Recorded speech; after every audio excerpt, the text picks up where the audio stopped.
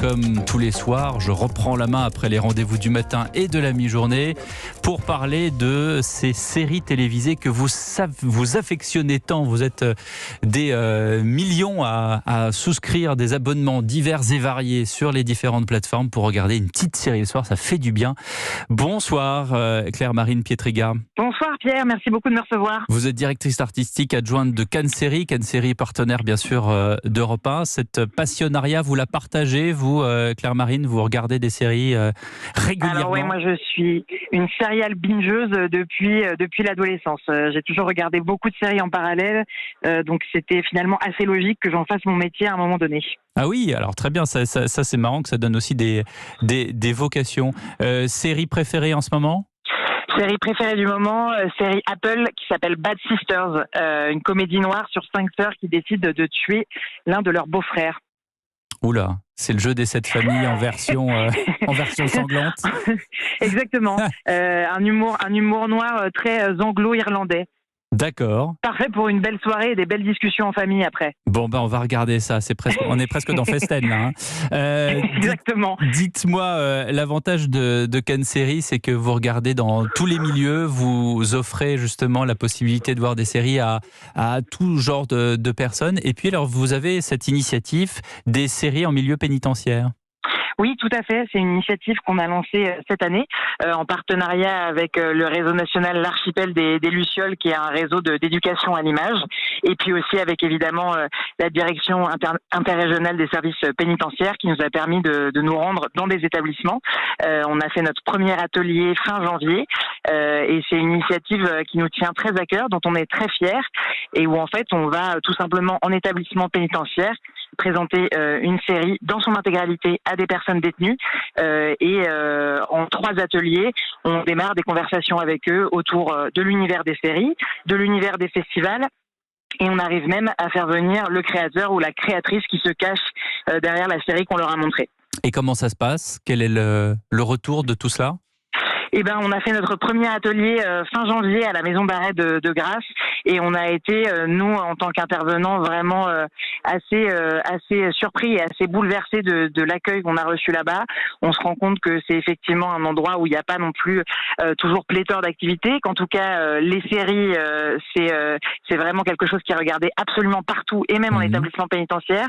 Donc ils étaient absolument ravis qu'on vienne en discuter avec eux. On avait un groupe très enthousiaste et très participatif qui a rendu la rencontre ultra intéressante et on leur a montré la série Narvalo qu'on avait eu l'occasion de présenter à Cannes Série en octobre 2021 et qui a permis aussi, qui est donc une série pour ceux qui connaissent pas, sur une bande de copains qui se racontent leurs anecdotes et chaque anecdote est mise en scène dans un épisode et c'est aussi une série dans laquelle les personnes détenues ont parfois pu se retrouver et ont pu du coup échanger plus facilement avec nous aussi. Donc c'était une bonne série briseuse de glace, je dirais. Ouais, briseuse de glace, ça veut dire que si je comprends bien, les séries qui sont regardées en milieu pénitentiaire sont pas forcément des séries violentes ou des séries policières ou des séries criminelles.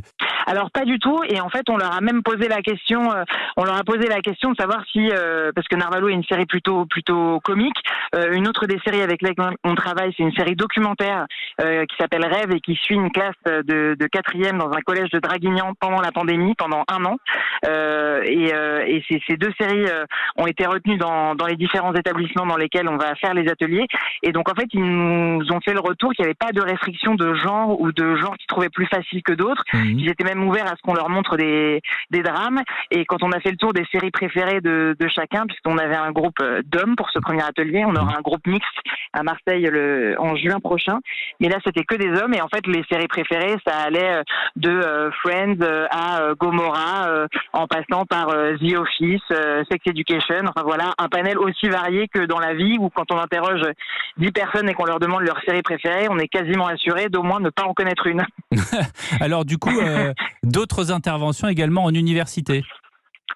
Alors on fait aussi des interventions en université, donc effectivement pas mal dans la région sud, puisque c'est là que le festival s'y passe et qu'il y a maintenant un campus magnifique dans la ville de Cannes avec lequel on travaille beaucoup, mais aussi à Paris où nos bureaux sont basés et on aura même des groupes qui viendront de la Sorbonne et de l'ESCP, École de commerce parisienne, cette année à Cannes Série et qu'on est allé rencontrer au long de l'année dans leurs murs.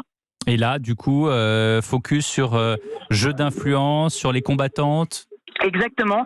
On leur a présenté Jeux d'influence l'an dernier et là cette année, pendant Cannes Série, on va les voir sur le campus et on leur présentera Lac Mégantic, série documentaire, puisque c'est la grande nouveauté de cette édition, c'est qu'on instaure une compétition de séries documentaires et du coup c'est une série canadienne qu'on va leur montrer et ils auront la chance de rencontrer le réalisateur Philippe Falardeau, qui était plutôt connu côté fiction, même nommé aux Oscars côté fiction il y a quelques années, et qui là passe à la série documentaire avec brio.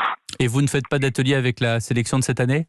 Et alors, Lac Mégantic est complètement dans la sélection documentaire de cette année. Donc si. Et après, on verra aussi quelles autres séries on emmènera sur la saison 2023-2024 de cette année en établissement pénitentiaire. Eh bien, merci beaucoup Claire-Marine Pietrega en direct de Cannes, directrice artistique adjointe de Cannes Série. Bon festival à vous. Merci beaucoup Pierre.